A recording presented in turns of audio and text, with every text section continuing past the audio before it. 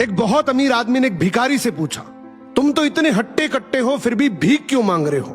भिखारी बोला, साहब मेरे पास महीनों से कोई काम धंधा नहीं है, अगर आप मुझे नौकरी दे तो मैं भीख मांगना छोड़ दूंगा। अमीर बोला, मैं नौकरी तो नहीं दे सकता, लेकिन तुम मेरे बिजनेस पार्टनर बन सकते हो। मेरे पास एक चावल का प्लांट है, तुम चावल बाजार में सप्लाई करो और मुनाफा महीने के अंत में बांटेंगे।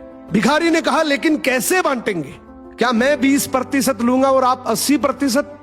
अमीर बोला, मुझे सिर्फ 10% चाहिए, बाकी 90% तुम्हारा होगा, ताकि तुम जल्दी तरक्की कर सको।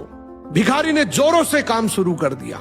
उम्दा चावल और सस्ते दामों से उसकी बिक्री बहुत बढ़ गई और उसे खूब मुनाफा हुआ। लेकिन जब मुनाफा बांटने का समय आया तो भिखारी ने सोचा, सारी मेहनत तो मैंने की है, तो अब अमीर आदमी को 10% क्यों दूं?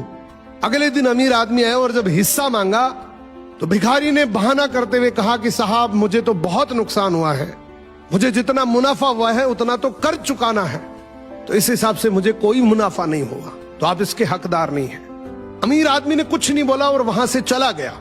भिखारी बड़ा खुश हुआ, सोचा सारा प्रॉफिट मेरा हो गया। अब भिखारी उन पैसे से रोज मौज करे। ऐसे करते करते उसके पास से सारे पैसे खत्म हो गए। अब पैसे भी नहीं है और काम धंधा भी नहीं है, तो मजबूरन उसको फिर से भीख मांगना शुरू करना पड़ा। एक दिन वो अमीर आदमी उसके पास से गुजरा और उसको देखा, क्या ये तो फिर से भीख मांगने लग गया।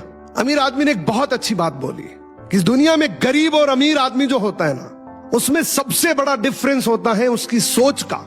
एक रिच माइंडसेट हमेशा ये सोचता है कि मुझे भी प्रॉफिट हो जाए और मेरे साथ जो काम कर रहे हैं उनको भी प्रॉफिट हो जाए, लेकिन एक पुअर माइंडसेट हमेशा ये सोचता है कि जो भी प्रॉफिट हो सिर्फ मुझे ही हो।